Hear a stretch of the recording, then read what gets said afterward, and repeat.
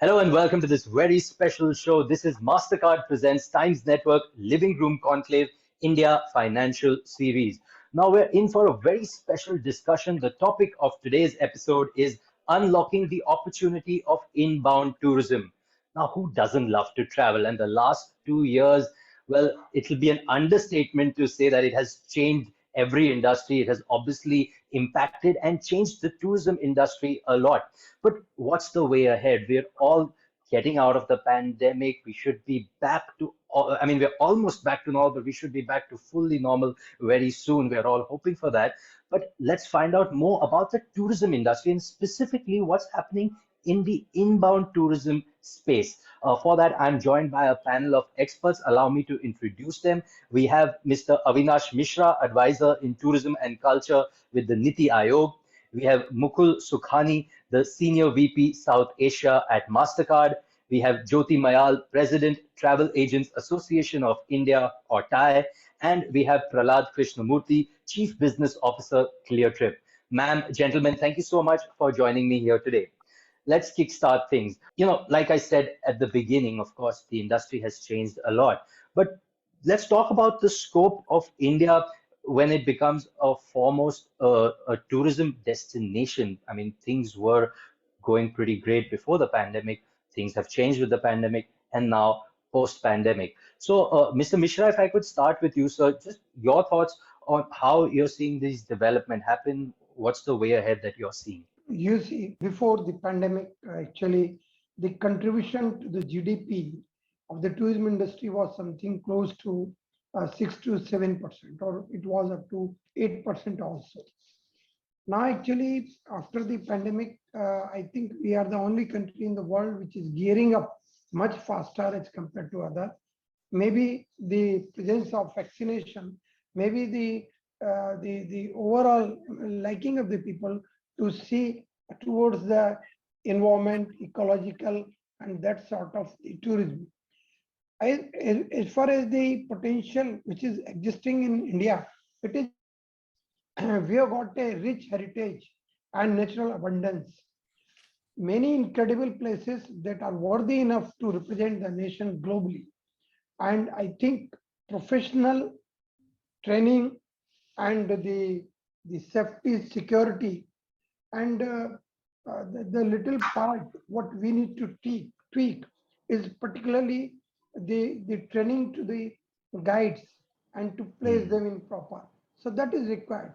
But otherwise, we have got immense potential. We have got the heritage. Our medical tourism prior to pandemic was, I think, good enough.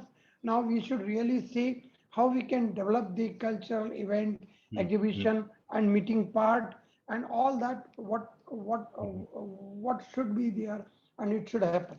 So I think absolutely we all got many hopes with the tourism industry now, which has started spinning, and it will further spin off in much better way. Great, sir. Great. Thank you for those thoughts, sir. Ms. Mayal, ma'am, coming to you, how do you see India providing a changed experience to these tourists who are coming in from overseas? Thank you, Sumit, and thank you, Times Network, for having us here. I think it's a wonderful decision to take this forward. Just to say that what Avinash ji said, that travel and tourism GDP is actually set to grow on an average of 5.8% annually. And that's the prediction we have between 22 and 32. So we are going to really outpace the growth of the overall economy, which is like 2.7% per year. And, we are, what more actually according to the growth is that the worst thing that was affected were the jobs. And I think 126 million jobs are going to be coming back by the next decade, which is a wonderful news that we all get to hear. But coming back to the India and the research in India, what you talk about and the experiences, I would say the wanderlust that actually fueled the travel and tourism sector remains. We call it revenge travel, which I am just against that word. And we've been calling that since 2 years. I don't call it revenge because revenge is a very negative word and it just doesn't go with tourism. So I think I would say that the wanderlust that we have in our hearts is what is going to be fueling the travel and tourism going forward. And travelers are desperate to explore, and the sector is more than eager to welcome them back and facilitate incredible experiences. And the new resurgent India, what we talk about on time and occasion, has actually offered lifetime and memorable experiences all this time. It's just that we never appreciated the same. You know, we came to know about domestic travel when we didn't have any opportunity to travel outbound. And that's the time we started realizing there's a lot into our country. And now that we have actually experienced it, we know how to sell it to the inbound, you know. So I think that is the main crux of the whole thing, which COVID, like I always say, crisis does bring opportunities. And that's the largest opportunity India could have availed and got. Saying going forward, Absolutely. I think the demographic has totally changed. The perception has changed of a traveler. And India but continues to offer all the best. We have multi-cuisine, like Avinash ji said, heritage, culture, of course. We have the biggest seller, which is today, which is wellness, yoga, you know, and people who were not wanting to go into the wilderness and the national parks of India are now very keen to explore those opportunities also, because they feel that is what is needed today. Then, of course, we have the festivities like we have all the festivities like Diwali, Durga Puja, Holi. All these things need to be actually coming into a highlight to be explored. And that is what the expats and the inbound is looking for, because they need to reconnect. And the NRIs and the diaspora needs to reconnect. But the foreign traveler needs to connect. And this is the best thing that we can give them. So there is a huge offering where rural tourism is confirmed, caravan is concerned. Of course, we are lacking in some aspects, and that is what we need to correct. And we need to rebuild on our strengths going forward. And one thing which I always say, that India lost an opportunity to be the largest hub of this country, of this area, because it was a huge opportunity for, like, other countries have taken it forward, like Singapore, Dubai. You know, we could have been the largest hub with layovers or one-day overs, break journeys in India. But this is a time, as we all start again businesses, that we need to create these hubs, both in aviation and tourism, because I think we have a huge time frame now, and we can catch up on the entire thing. So there's a huge thing that can come out of the entire COVID. Sure, ma'am. I just wanted to quickly add, Yes. I think, to what Mukul. Jyoti just said, right? I think some of the trends which are emerging are things like staycations, right? There is sustainable tourism which is happening. And then there's a lot of rural and ecotourism as well, right?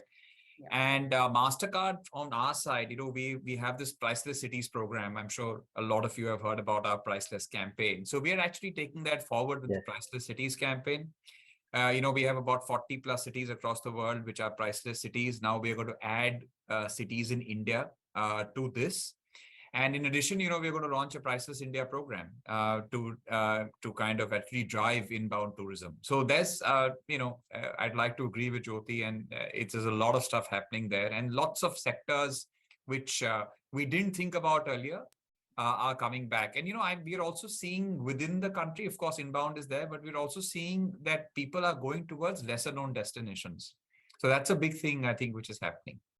Just to add to what Jyoti said, No, sure. Thank you for that, Mukul. And ma'am, thank you for that, because those are some very important points that both of you have brought up.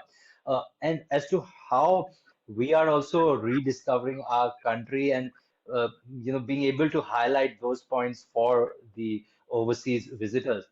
Prahlad, coming to you, same with my opening question, just how are you seeing things change? How are you seeing more interest from overseas for inbound tourism? Maybe I can have, and thanks for having us over, right? Times Network. So I can maybe add a little bit of a different flavor, right?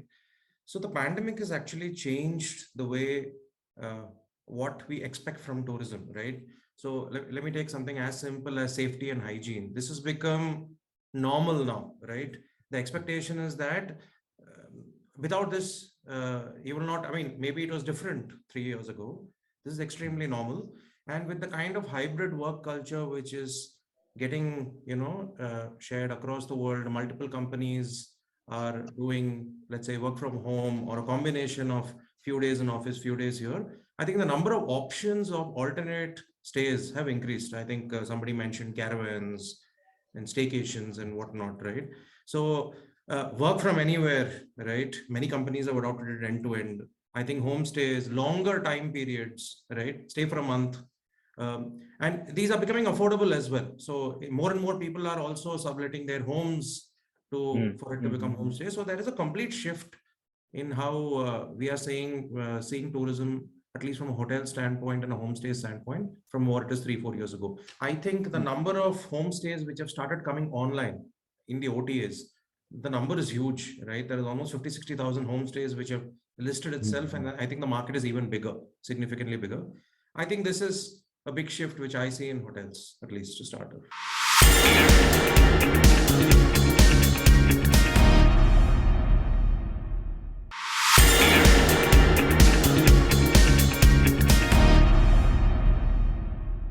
Mr. Mishra, coming back to you, earlier also in your opening answer, you did mention about some of the things that are being done, some of the initiatives that are being taken.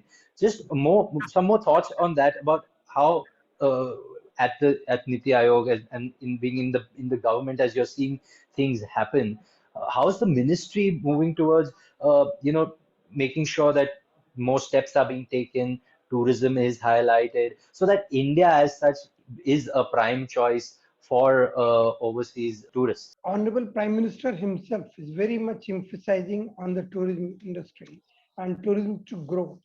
Now, actually, it so happened that we used to, as a part of the government, used to campaign outside the world and in different countries, used to organize the fairs and all. But now, actually, in a change scenario, we want to bring the embassies, the high commissions and missions in this particular frame.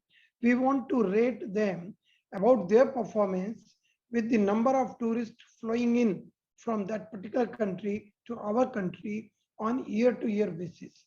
So that way, we are going to rate it. We are developing a software which will be visible to that High Commission or to that embassy, Indian Embassy, here Indian Embassy, the Ministry of Tourism, the NITI Aayog, and also to Honorable PM.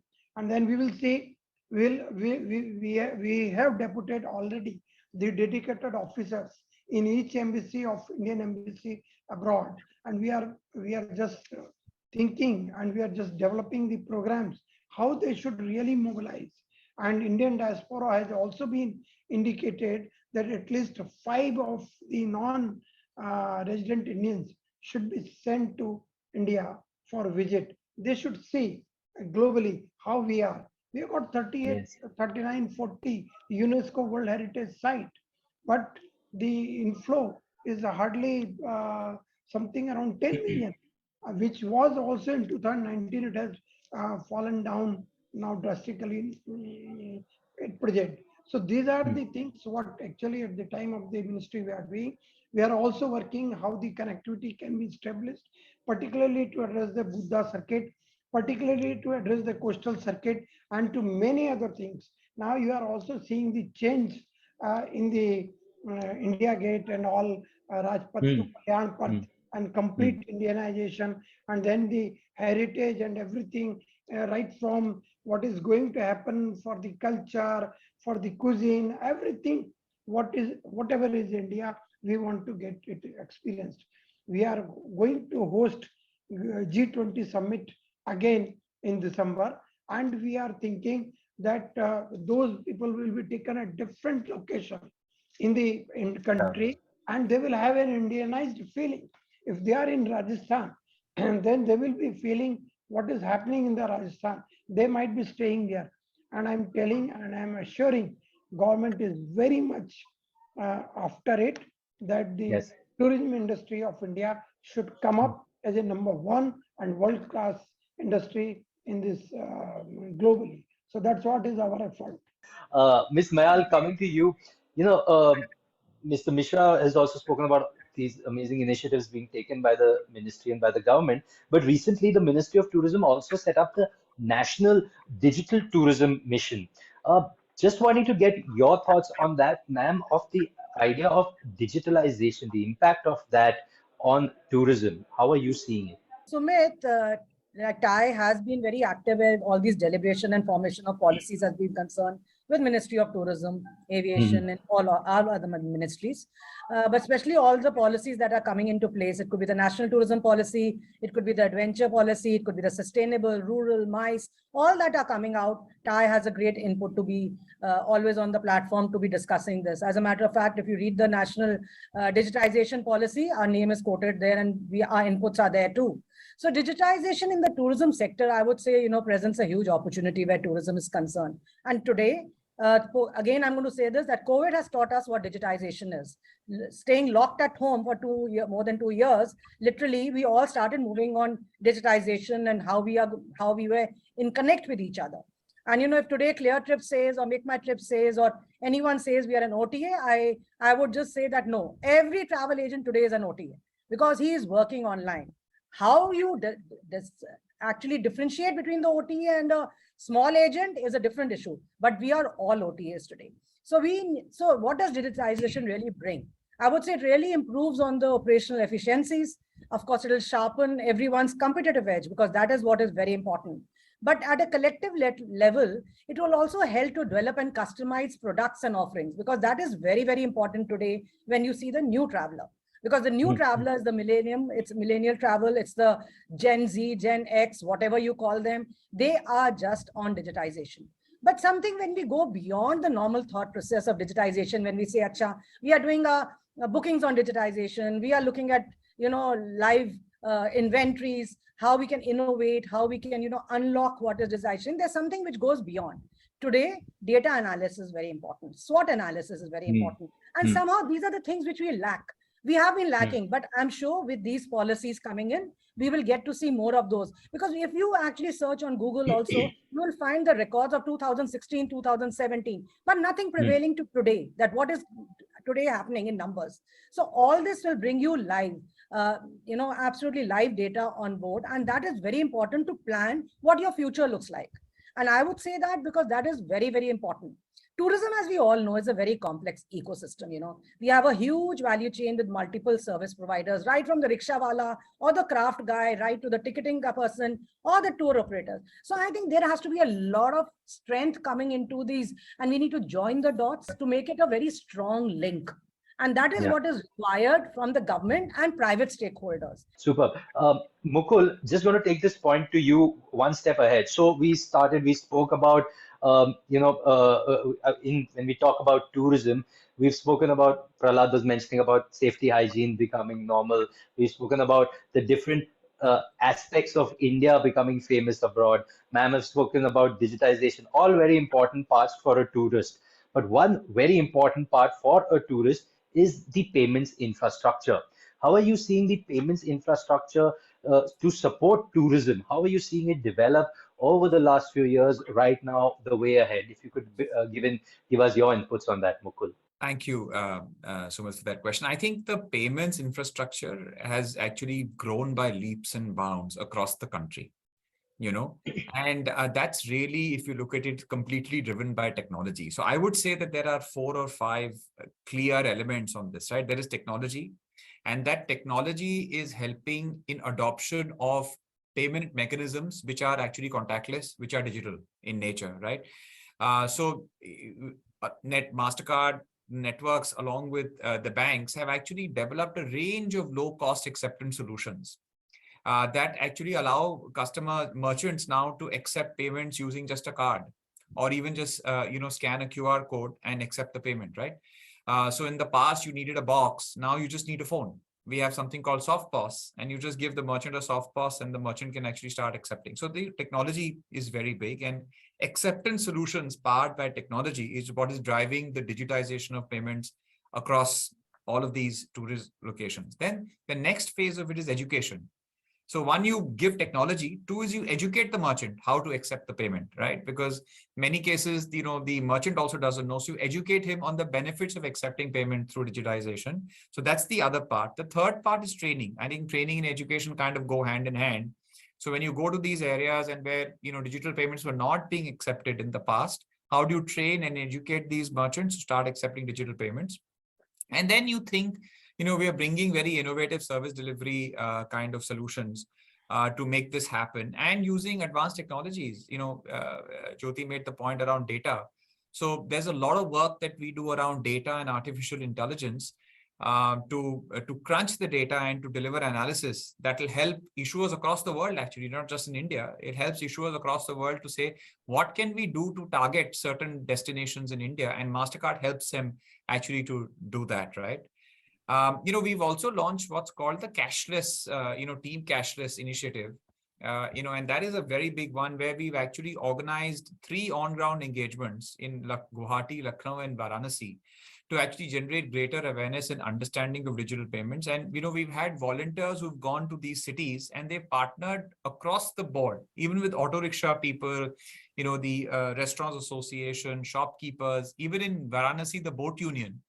So we just partnered with them to help them accept cashless payments, because we know that in inbound tourism, people don't want to carry too much cash, right? They just, want to carry a phone, they want to carry their card, and that's how they want to pay. So this team cashless is something that we started, and this is something that we are actually going to expand and go to several destinations, both which are good for inbound as well as for domestic tourism, and try and drive that piece up there. As the industry has evolved over these last few years, how are you seeing a smooth experience amongst the stakeholders, amongst tourists also, especially with this digital base that we were talking about, because things have changed so much with digitization? How are you seeing these changes? Yeah, with respect to customer experience, you mean, right? Yes, See, yes. Let's take our airports itself, for example, right? Today, web check-in is mandatory. It wasn't 3 years ago, right? It is quite seamless. You had to take a printout many years ago. Now everything is mobile friendly. There is this Digi Yatra thing. If it works, I think that is outstanding for the industry with respect to completely facial recognition, walk in through our gates of security and so on and so forth. So I think with respect to experience of customers, at least our airports have evolved quite a bit, right? And hotels, while they are heavily unorganized and spread across the country, at least the top chains are adopting to some technology with respect to a back-end upload of your, let us say, documents before you come in, a seamless direct to your room check-in, so that you can also having the hygiene factor kind of in. So I think from an experience standpoint, all these touch points are slowly improving, right? So even if you take some of the features that are offered online by portals like Cleartrip or others as well, it's proactive with respect to our customer experience. Because of the uncertainty that is there today during travel, if you need flexibility options, if you need cancellation options, the kind of products that are available to easily kind of maneuver between airlines or between hotels, I think that has increased. So overall, it's a good place to be in for a traveler. Thank you, Prahlad. Thank you, Mukul. Thank you, Mr. Mishra. It's been an absolute pleasure interacting with you on this panel. Thank you so much, ma'am, for being on the panel. Thank you to the viewers. I hope you've taken back a lot from this conversation. This has been our special episode, Mastercard Presents Times Network Living Room Conclave India Financial Series, where we were talking about unlocking opportunities in inbound tourism. It's been an absolute pleasure to talk about so many things. The important thing is, it's not about revenge travel. It's a celebration of travel, and India is ready with open arms to welcome all the tourists who are coming in. Thank you so much for watching.